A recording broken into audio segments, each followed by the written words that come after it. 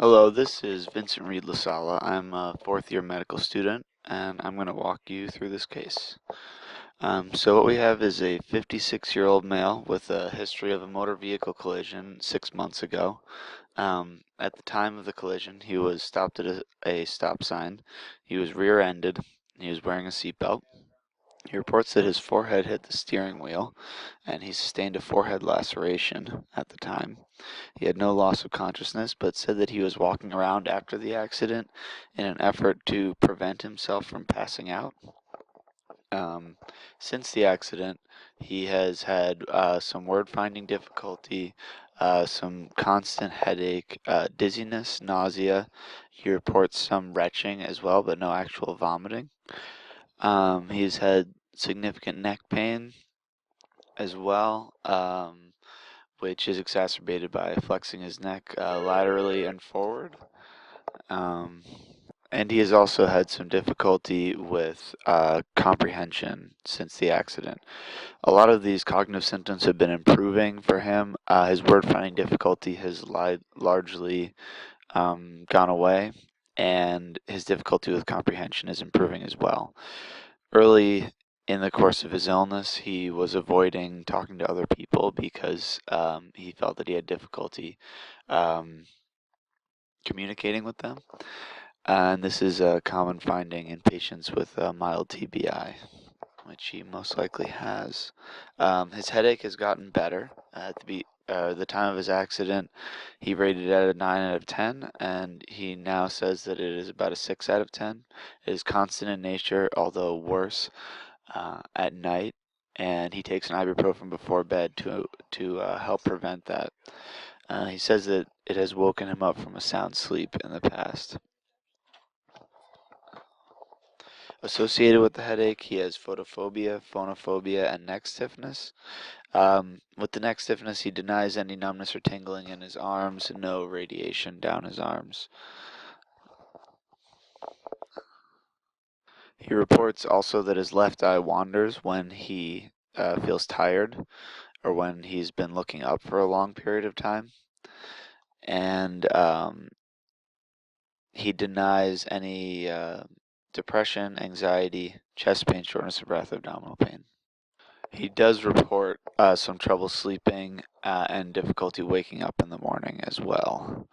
He has a past medical history of lower back pain with radicular pain down his left leg due to spondylosis in his lumbar spine. And he was recently diagnosed with two different MTHFR polymorphisms, the C677T and A1298C mutations. He reported that he was diagnosed with these mutations by his psychiatrist, and when I asked him why he was seeing a psychiatrist, he said that he didn't know, but that his neurologist sent him there. He is currently taking Cymbalta, which is prescribed by the psychiatrist, uh, and although he denies feeling depressed or anxious, this may be due to the fact that in patients with mild TBIs, it is often customary to aggressively treat psychiatric symptoms in an attempt to reduce the complex symptomatology that patients with MTBIs often present with. In this patient, we see something like that where he's got a large constellation of symptoms, many of which are very subjective, such as not being able to communicate with people, word finding problems, and comprehension issues. Um, so it's likely that in an effort to decrease his problems with that, he was sent to a psychiatrist, and the psychiatrist put him on Cymbalta. It may also improve his sleep, and Cymbalta does have some activity against neuropathic pain, and he has this radicular pain in his lower lumbar spine from previously, so perhaps that's why he was put on that particular medication. In addition to his Cymbalta, he was recently put on Deplin, which is a medical food that consists of L-methylfolate, which is the product of the reaction catalyzed by the MTHFR protein, which is mutated in this patient. So that's the rationale for putting him on that. It's often used as an adjunct to um, treatments for depression, and especially in patients with the MTHFR gene mutations, which he has. He has two of them, which means that patients who have two mutations will have symptoms because they don't have a functioning copy of the gene. So they're at increased risk for a number of different issues, including cardiovascular disease, such as heart failure, hypertension, vascular dementia, strokes, um, and any kind of vaso-occlusive phenomenon. They're also at increased risk for psychiatric symptoms such as depression and anxiety, and a number of other conditions, such as women who have babies when they themselves, the mothers have this mutation. They have increased rates of spina bifida in their children and anencephaly, as well as miscarriages. The cardiovascular pathology related to the MTHFR gene mutation is related to homocysteine levels. If the homocysteine levels are elevated, then there's an increased risk of cardiovascular disease. If they're not elevated, then there is no increased risk. In this patient, his homocysteine levels are in fact not elevated at this time. Patients with severe mutations of the MTHFR gene can develop homocystinuria, which is a congenital condition that is characterized by intellectual disability, cardiovascular diseases, development, and at very early age, sometimes in the teens and 20s. And but this patient does not have that severe of a mutation. Additionally, there's an increased risk of colon cancer in patients with the MTHFR disease mutation, and this patient did have a tubular adenoma removed on colonoscopy about 1 year ago. He does not have any cardiovascular diseases at this time and denies any history of hypertension or diabetes. On physical exam, the patient is in no acute distress and he is alert and oriented. He is conversant, and does not exhibit any word finding difficulties, although he does seem to have some gross cognitive slowing in general. This may be due to his TBI or perhaps a sequela of his MTHFR mutation, which in extreme cases can present with some intellectual disability, although it is perhaps more likely that it's due to the mild TBI because the intellectual disability associated with the MTHFR mutation is generally due to homocystinuria in more extreme cases. The patient has pupils equal round reactive to light and accommodation. His left eye is fatigable when looking upward, which is to say that he's unable to look upward for a long period of time. His eye gets tired and starts wandering. Other than that, his extraocular movements are intact. His mucous membranes are moist. His heart is regular and rate and rhythm with no murmurs or rubs, normal S1 and S2. Radial pulse is 2+ bilaterally. Lungs clear to auscultation bilaterally. No wheezes, rales, or rhonchi. On the musculoskeletal exam, the patient has pain at the base of his neck on the left side with forward and lateral flexion of the neck. His neck has some muscle spasm, which is decreasing his range of motion. He also has some pain in his upper lumbar area and upper thigh numbness with flexion of his left hip. And the left leg has less muscular mass than the right leg. This was a pre-existing finding before the car accident. Moving on to the patient's imaging. Here we have before us a CT of the patient's brain that was taken near the time of the accident. The only finding that we see here is this small hyperintense or small hyperdense lesion in the left cerebellum. You can see it here also on the sagittal view. And this may represent a small brain contusion, but it is not terribly significant finding. So here we see that he does not have a severe TBI or no evidence of a severe TBI on CT scan. CT scans are generally done in people with head injuries to look for skull fractures and bleeding in the brain, as well as any mass effect that may be due to contusion or and it does show some brain edema when that is present. None of these things are present. The only thing on this patient's CT scan is a small hyperdense area in the left cerebellum. Moving on to the MRI.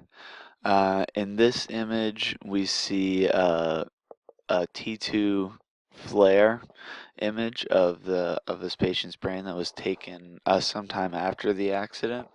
We see that there is a hyperintense focus in the um, left parietal region, and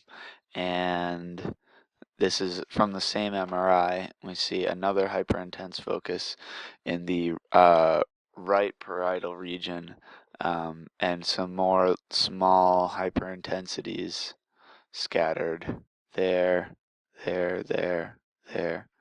But this one and this one are the main ones.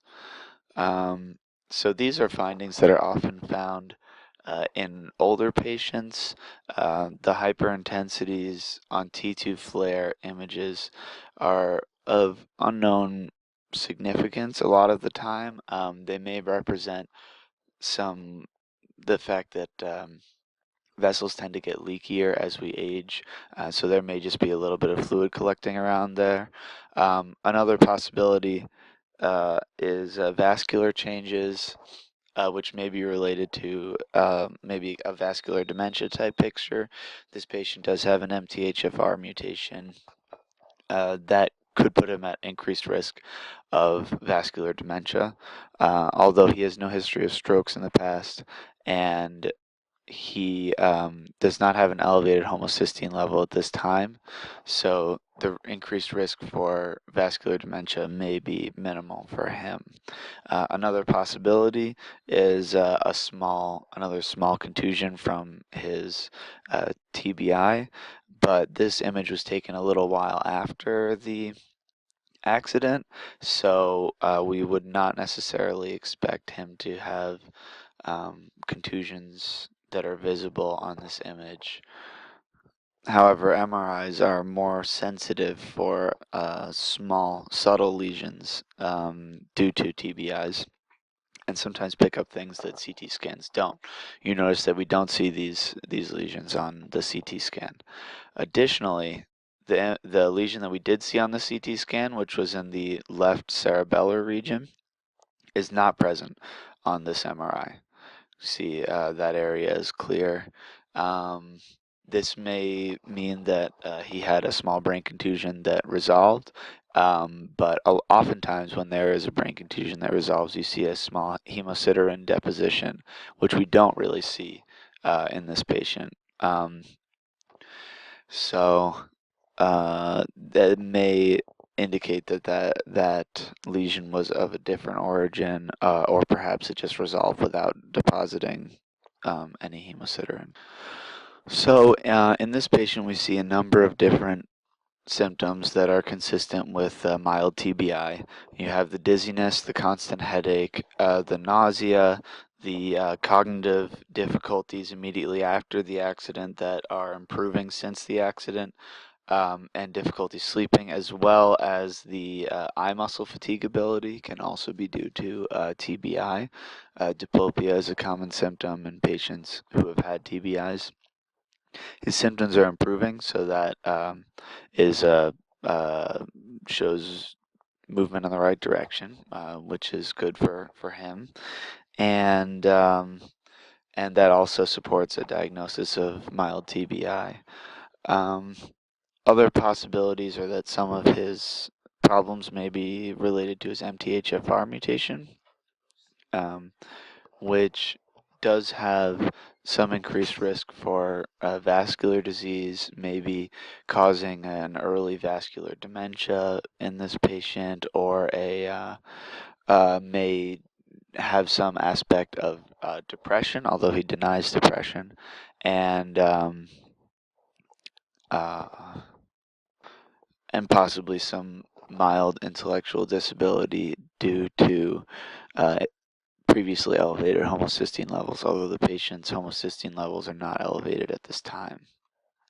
So, with all of those data taken into consideration, it seems as though MTBI is the most reasonable diagnosis for this patient and most likely the reason for his symptoms. We do also see a small, possible small brain contusion on the CT scan and what may be small contusions on the MRIs. And this is the contusion on the CT scan, MRIs. These may also represent vascular dementia, but I think that that's less likely since his symptoms are improving. If we would like to evaluate whether or not these are in fact small contusions as opposed to just hyperintensities on T2 flare imaging, which are common in people of his age, you could do another MRI to see if these lesions have resolved or if there's hemosiderin deposition left where they are. If they have not resolved and there's no hemosiderin deposition, is most likely these T2 hyperintensities that one often finds on T2 weighted flare images of patients of this age. Is more common as they age, and he is a little bit young to be having them, but then again, he is at increased risk for vascular issues due to his MTHFR mutation if he has had previously elevated homocysteine levels, although they are not elevated at this time. Another issue of note in this patient is that he does have these new symptoms of eye muscle fatigability in his left eye. Fatigability with upward gaze is very common in early myasthenia gravis, which often starts out by affecting the ocular muscles, and often the first sign is fatigability with upward gaze. Although this may very well be due to a mild TBI, I think it would not be unreasonable to assess this further with a anti-acetylcholinesterase, an anti-acetylcholine receptor test to rule out myasthenia gravis in this patient. But if it resolves without any further symptoms, then we can reasonably presume that it was due to a mild TBI. The patient is currently on amitriptyline from his neurologist, which is for his headaches. His headaches have improved, which is good.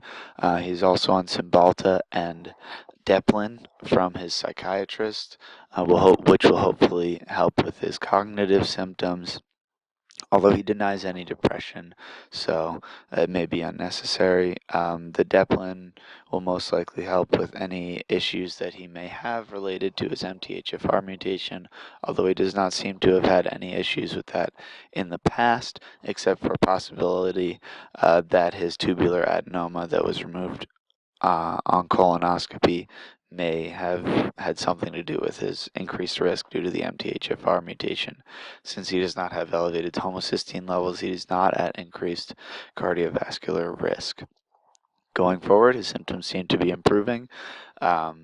He does also have a whiplash injury with neck stiffness from his motor vehicle accident, and that seems to be improving as well and is being treated with chiropractic care.